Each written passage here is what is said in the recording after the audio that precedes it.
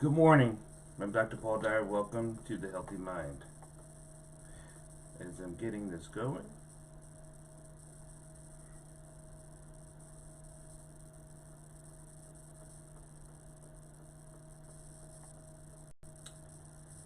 welcome to the Healthy Mind. This is Dr. Paul. Today is pretty much the last day of consciousness, and we're going to go over yesterday. We went over some of the signs, just a little bit of a taste of the signs of consciousness, and just pretty much how there's been some conversations, discussions, or disagreements of what consciousness is and how it is and what it is and what we could do about it and how we fare on it and all that stuff. But here's one of the things that what's most fascinating about consciousness is that there's a couple of things that it is probably most agreed on, and that is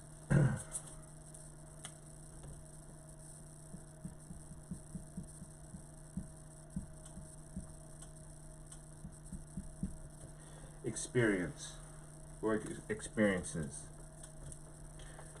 Now, if you know my 5 E's, you know experiences is part of the 5 E's. And I've also said the 5 E's could be your blocks or it could be your salvation.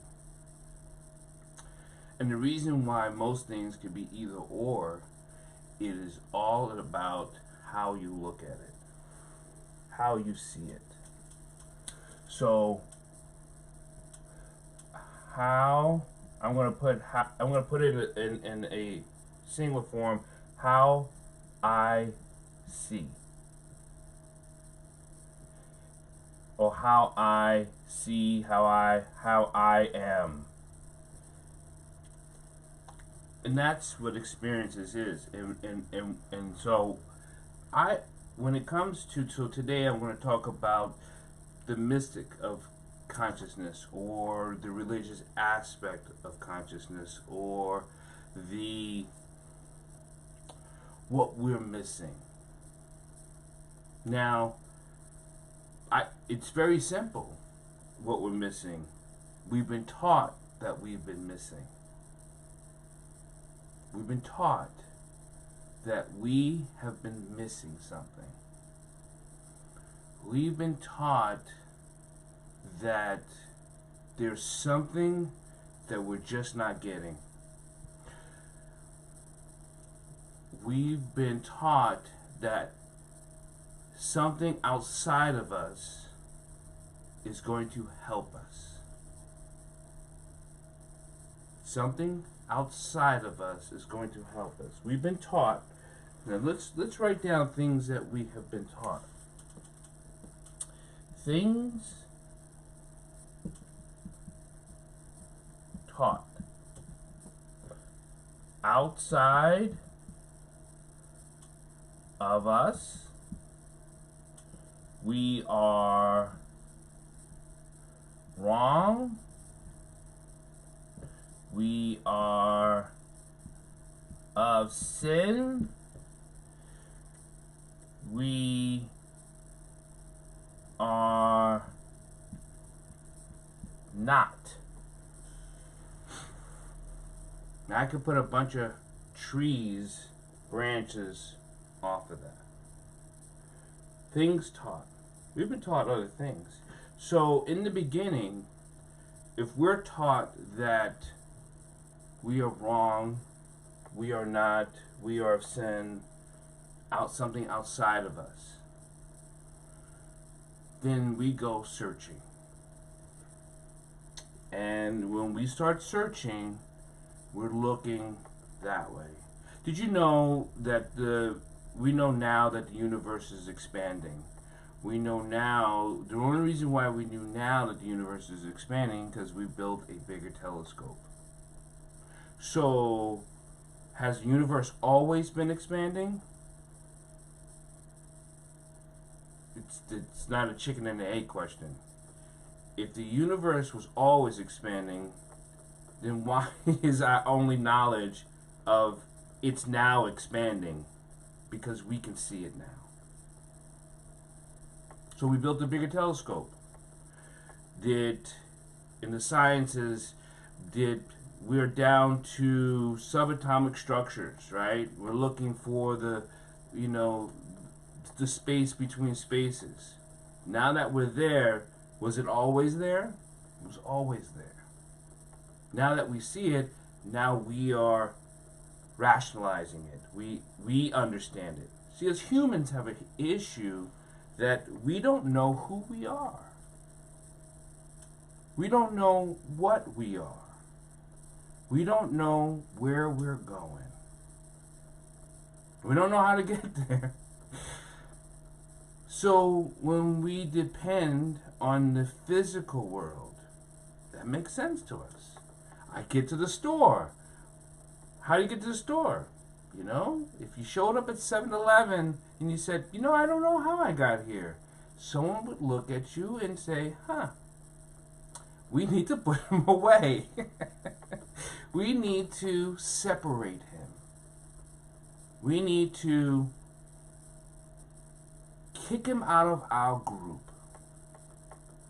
Because when we don't understand something, it troubles us.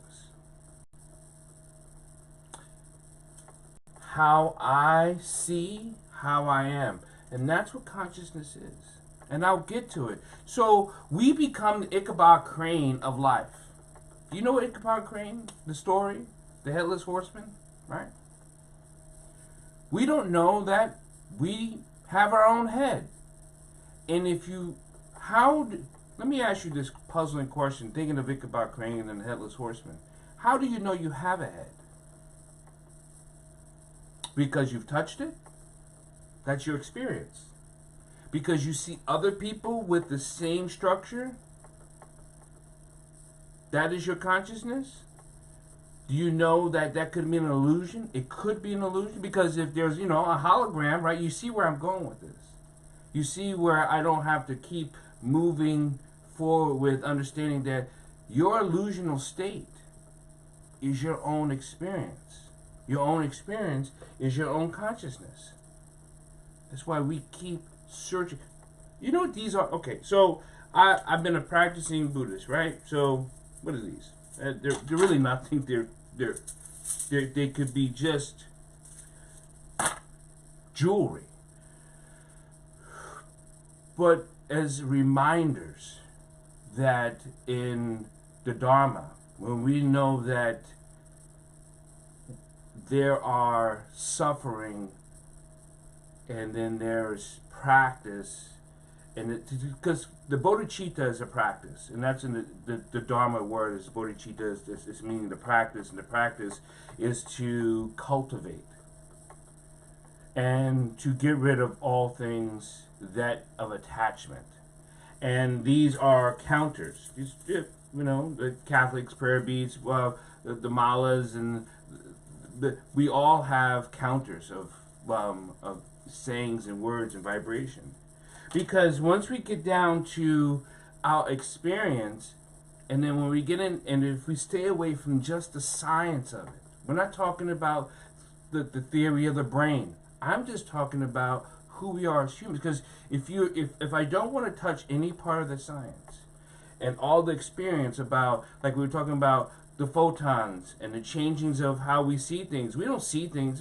We see things in three-dimensional, but it all comes through a photon matter of light. And then it changes to a chemical response. And that chemical response is things that we are taught what it is. This is a cup. How do you know it's a cup? Because you can touch it? Because someone told you? Because you can feel it? We've seen The Matrix. The movie The Matrix is a perfect explainable question. So we question ourselves. So what are we? Who am I? What am I? If we're all just conscious beings. Now, consciousness, And I said this.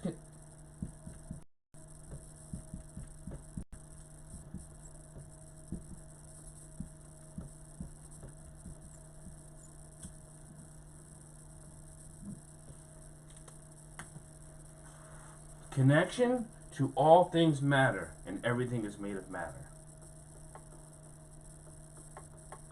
Understanding our connection.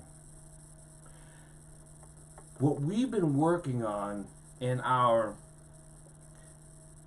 practices is to release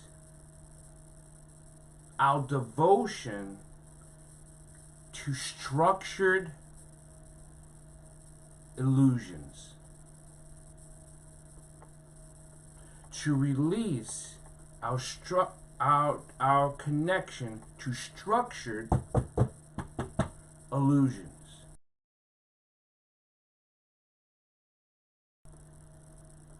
That's what the Dharma is. This is the Tao. The Buddhists call it Tata Tao. It's completely everything, all things. It seems and we call that mysticism, mystic, and to have complete faith in what it all is that we are all is. I am all of. I am all part of. That scares people. I don't know how I got to 7-Eleven. Did you walk? See, we gotta rationalize something. We gotta put something on the opposite for us to understand something within ourselves.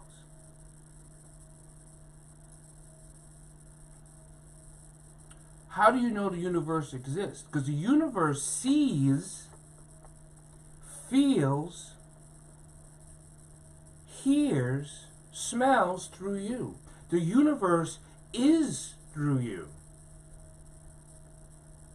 If you removed everything, now with my children having babies, and now I'm older, and I've gone through, when you start to work on shedding off all the pain that you are clinging to for your own personal structure. You're clinging to the pain because it's outside of us.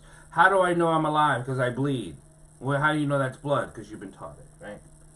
We are wrong. How do you know I'm wrong? Because I'm right. You see, the structures we have built has been on the backside of something else. We don't even understand our own personal structure. Because we don't believe in the faith that we are of connection to all things, of all of everything.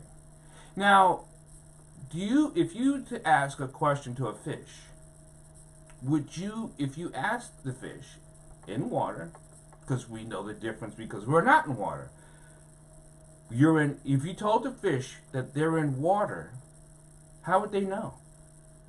They would know when you pull them out of water and they couldn't breathe. How do we know we're in water? Because we're unable to breathe.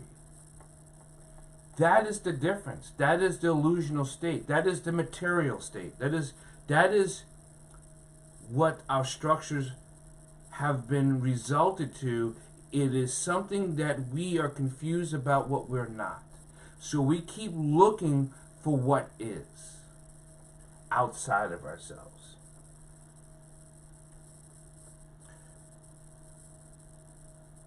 So consciousness. We have our teachers, we have our gurus, we have all these people, the priests, the leaders, to help us understand that what's outside of ourselves is no good. When we can understand that ourselves. But we have a hard time grabbing that. We have a hard time understanding that. We have a hard time differentiate between evil and good. So we separate that. You see that, right? You see how you follow it. What is evil? The evil is the group, the larger group, saying this is good, that's evil. This is just, that is unjust. This is a verb, you need a subject. You see the structures that we've built? And those structures are something that we keep seeking. It's a game of hide and seek. That is ultimately what we've been playing since and we have never been taught that death is okay. We know it's part of it, right? Well, death is a part of life. We know it's a part of it. But we've never been taught that it's okay. Because if it wasn't okay, we're not trying to live forever, right? I don't know if there's, if you ask someone now, could someone live forever? We're also taught that we are strong and good and kind. We are taught a lot of positive things. We are taught positive things from negative things. You're still teaching, even if you're taught positive things, you're taught something outside of you. You are what? You are all things. What is good if you never knew bad? If you never knew bad, then how do you know it was good? How do you know you're strong if you never knew weak? This is the dilemma of the human being. You probably, if you could ask a bear that what's a bad bear? It's probably not living in harmony. And that's the word. It's also a word of my daughter's, her firstborn. One of my daughter's firstborn, harmony. But see, the universe has a balance, and that's where it becomes, if you talk about the universe, you start to go into the code of the universe, that the universal code is a balance of all things. Nature creates balances. Nature creates a balance. If us humans were not here, you know that nature doesn't overgrow a tree because it impedes another tree. Just what it does. We know it does that. Without us, our influences, nature has a balance. The universe has a balance. And that's what science is. And one day, science and our mysticism, or science and religion, or science and the things we understand are going to come together. It's just that science is so far ahead of us, because by the time we catch up to what we understand, that's what we call science, the study of, right? And we call philosophy, right, what I'm doing now, is it science or philosophy? Because if I'm thinking, thinking's called philosophy, so if you're always thinking, you're always philosophizing. So we have to give it names for a structure for us humans to comprehend and contemplate. Again, it's what we think we're seeking. It's what we believe we're lacking that we keep searching for outside of us. Because the power of consciousness is the connection, understanding that you're connected to all things. Understanding that we're connected to all things, and a balance of. It is the connection greater, is the connection greater than the consciousness? Someone just asked me on YouTube, is the connection greater than consciousness? The connection is consciousness. Because us as humans, we form a level of living. The lower part of living, and so that we got into the brain. And I want to stay away from the science of the brain. But if the question is the connection greater than consciousness, the connection is consciousness. That's why when you're conscious, it's of the now.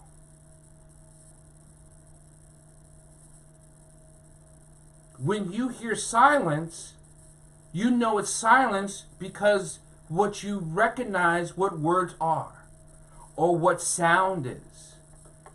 Silence has a sound. Like no color, no light. What do we understand? All these things that we have constituted to, and what we understand is if you just slow yourself down, it's on the backside or the opposite of.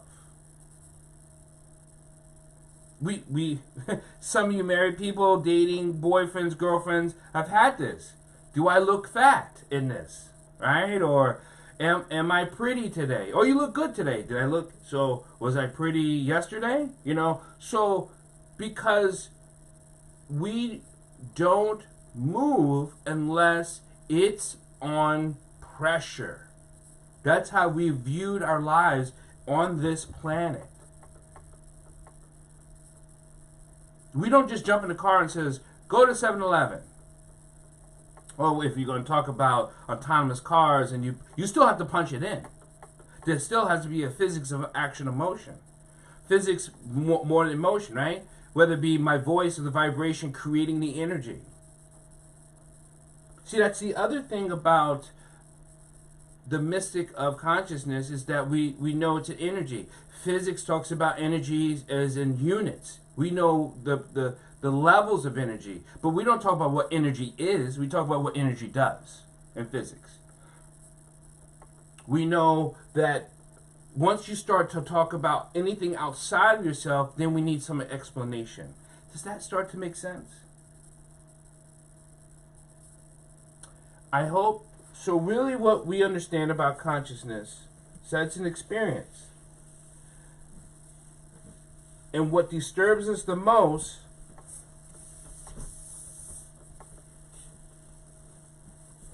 in our healthy mind is to not see anything. Because then what is it? I'm Dr. Paul. I hope you practice your meditation, your exercise, and your prayers. I'll be wrapping this up tomorrow.